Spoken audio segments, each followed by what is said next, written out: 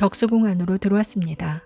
서울 안에 있는 5개의 궁 중에 사람들의 이용이 많은 궁이 하나입니다.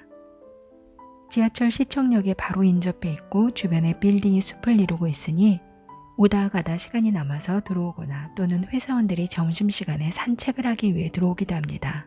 덕수궁은 미술관이 안에 있기 때문에 들어올 때부터 미술관을 함께 볼 것인지 덕수궁만 볼 것인지 정해서 입장권을 구매하시면 됩니다. 저는 오늘은 덕수궁만 둘러보겠습니다. 대안문으로 들어왔는데요. 다른 궁과 다르게 덕수궁의 정문은 남향이 아니라 동향이죠. 사실은 남쪽에 인하문이 있지만 경운궁의 동쪽이 새로운 도심지로 되면서 대안문이 정문 역할을 하게 되었고 한양이 창대해진다는 의미로 대안문으로 이름을 바꾸었습니다. 덕수궁은 세조의 맏아들 의경세자의 또 맏아들 월산대군의 집으로 알려져 있으나 월산대군은 임진왜란 100여 년 전에 죽은 인물로 월산대군의 집이었다기보다는 그들의 후손이 살던 집으로 표시하는 것이 나을 듯합니다. 이런 덕수궁이 역사 속에서 크게 2번 등장합니다. 임진왜란 때 한양을 떠났던 선조가 전쟁이 끝나고 다시 돌아왔을 때 폐허가 되어버린 경복궁이나 창덕궁으로 가지 못하고 이곳으로 들어오게 되죠. 선조 다음 광해군은 정릉동 행궁으로 불리던 이곳을 경운궁이라 이름 짓고 창덕궁을 재건하여 이어합니다. 그리고 약 300여 년이 지나 다시 등장합니다. 명성황후 시해 사건 이후 러시아 공사관으로 몸을 피했던 고종이 선택한 궁이 바로 이 덕수궁이에요. 그러나 을사늑약 이후 강제 퇴위되면서 순종은 창덕궁으로 그리고 고종은 이곳에 남게 되고 이 궁의 이름도 경운궁에서 덕수궁으로 바뀝니다. 중화문을 지나 경운궁의 정전인 중화전으로 들어갑니다. 중요한 국가 의식을 치르는 곳입니다. 조금 왜소해 보이나요? 경복궁의 근정전만큼 웅장하지는 않죠. 고종이 경운궁으로 온 후 중화전을 건축하게 됩니다. 사실 근정전처럼 중층이었지만 지어진 지 1년 반 만에 경운궁 대화재로 소실되고 2년 만에 다시 재건하면서 그 당시 나라 사정상 단층으로 축소하여 건립합니다. 중화전도 자그마한데 주변은 더 썰렁합니다. 고종의 승하 후 궁이 공원화되면서 대부분 헐려버리게 됩니다. 이 중화전에서는 어떤 일이 있었을까요? 고종의 재위 40주년 기념행사, 황태자비의 관례, 고종과 순종 모두 참석하지 않은 양위식이 1907년 이곳에서 치러집니다. 제가 전통 건축물 중에서 가장 좋아하는 부분이 바로 이 지붕입니다. 이 무거운 기와를 이고 있는데도 전혀 무거워 보이지 않으면서 곡선으로 뻗어나가는 이 모습이 참 아름답습니다. 중화전의 오른쪽으로 내려가 볼까요? 함령전과 덕홍전입니다. 먼저 보이는 건물이 덕홍전. 명성황후가 돌아가시고 장례를 치르지 못했어요.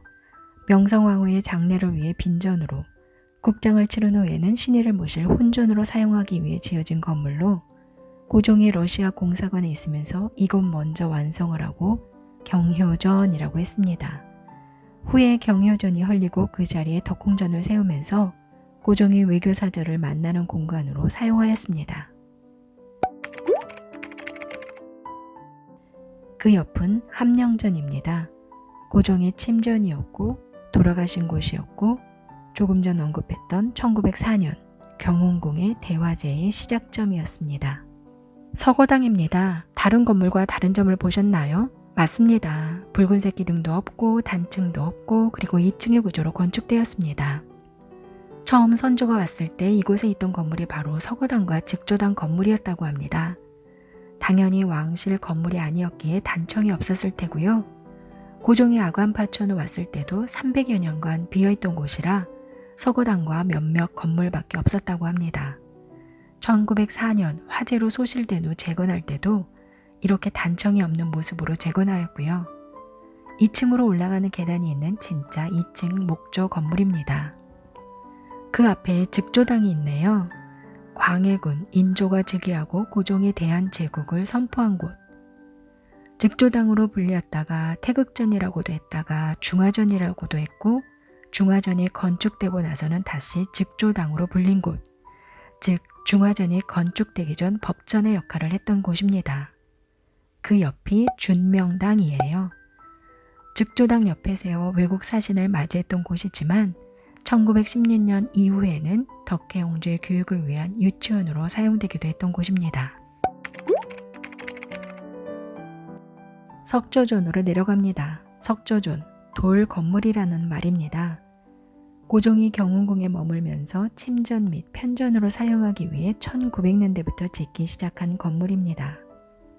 서양식의 건축 양식으로 지어져 이렇게 경운궁은 색다른 모양의 궁궐이 만들어졌네요. 1층은 시종들의 방과 부속시설, 2층은 대접견실과 대기실, 3층은 침실과 여러 용도의 방으로 구성되어 있어요.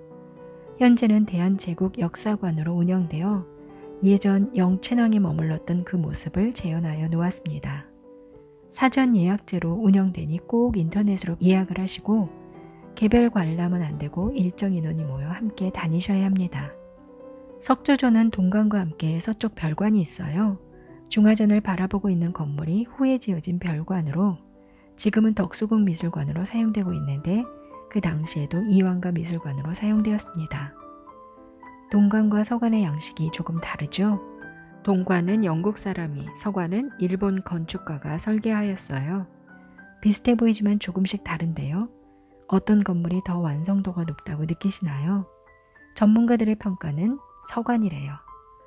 동관의 경우 등대를 만드는 사람이 건축했다고 하는데 비례가 잘 안 맞는다고 합니다.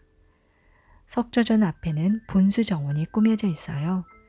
우리의 전통 정원은 후원, 즉 건물의 뒤편에 꾸며지는데 아무래도 서양식이다 보니 이렇게 앞에 꾸며졌습니다. 마지막으로 정관원을 돌아 후문으로 나가려고 합니다. 정관원, 조용히 바라보는 집이라는 뜻인데 고종과 순정이 쉬는 공간으로 이곳에서 커피, 즉 가배 마시는 시간을 즐겼다고 합니다. 덕수궁은 우리가 지금 돌아보는 영역보다 훨씬 넓은 공간이었습니다. 모두 헐리고 팔리면서 이렇게 줄어들었고 지금은 순조가 즉위했던 돈덕전 등 보건공사가 한창 진행 중입니다. 경운궁은 고종의 승하 후 주변 땅은 매각되고 건물은 헐리며 석조전은 미술관으로 궁은 공원화되어 일반인에게 공개됩니다. 날이 좋으면 좋은 대로, 비가 오면 오는 대로 운치 있고 분위기 좋은 곳이 궁인 듯 합니다. 급변하는 정세 속에서 나라의 방향을 잡으려 했던 최고 통치자 고종의 애환을 담고 있으나 지금 우리들에게는 도심, 한복판에서 쉼터를 제공해주고 있네요. 자, 그럼 덕수궁 돌아보기를 마치고 후문으로 나가려고 하지만 혹여 시간이 넉넉하시면 덕수궁 미술관도 한번 관람해보세요.